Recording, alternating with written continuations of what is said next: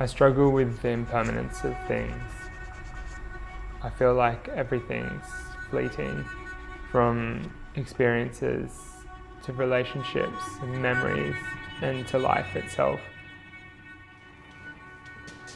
And I guess creating and making for me is my way of finding acceptance with that. And I think my work will always come back to that too.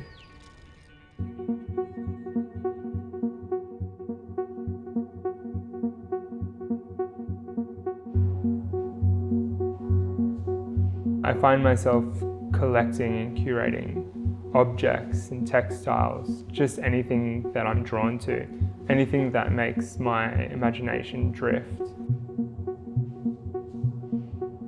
I find it really important because you're creating a whole environment to live in, whether it's your studio or your home.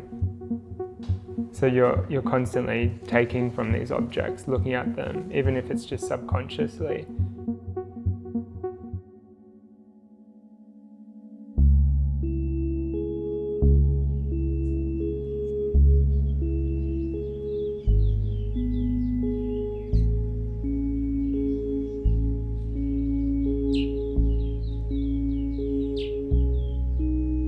I find inspiration in all plants, and I feel there's no hierarchy in the plant kingdom. What's considered a weed can be just as beautiful as everything else.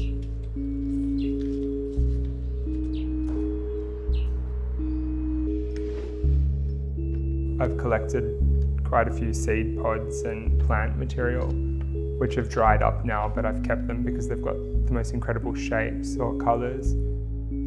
Later down the track, you open that drawer again and you get out a piece of something that you found. There might be the starting point of another new project.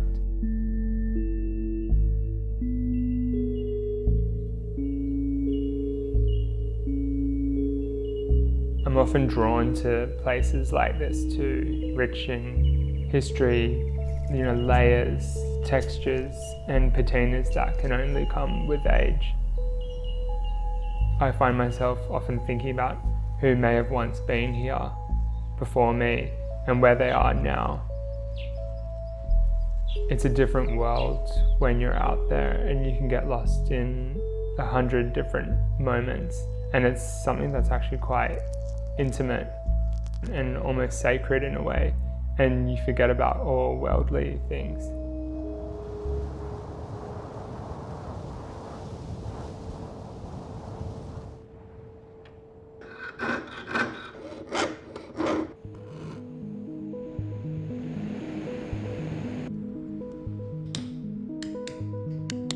When you're shaping and forming the metal, you feel like you're carrying on an ancient tradition.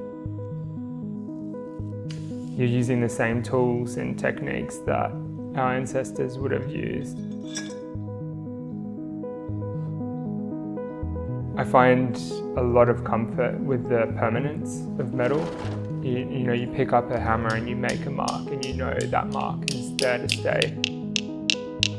You go to any museum around the world and you can see a ring that was lost 500 years ago, and it's there in a cabinet for you to see. Or you can see ancient burial jewellery from a tomb. Every civilization has had some form of jewellery. It's just this instinctual urge that we've always had to create and wear. Who made the piece and who wore it thousands of years ago? And it's always those little connections and clues that I've always been fascinated with.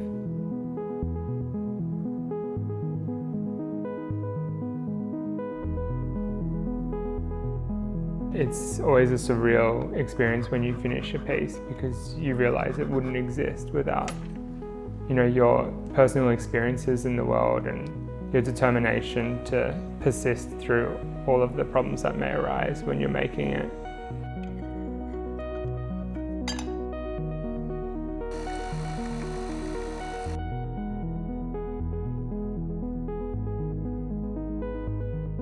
Jewellery has this incredible depth to it, and it also has this amazing ability to absorb and then recount stories and sentiment.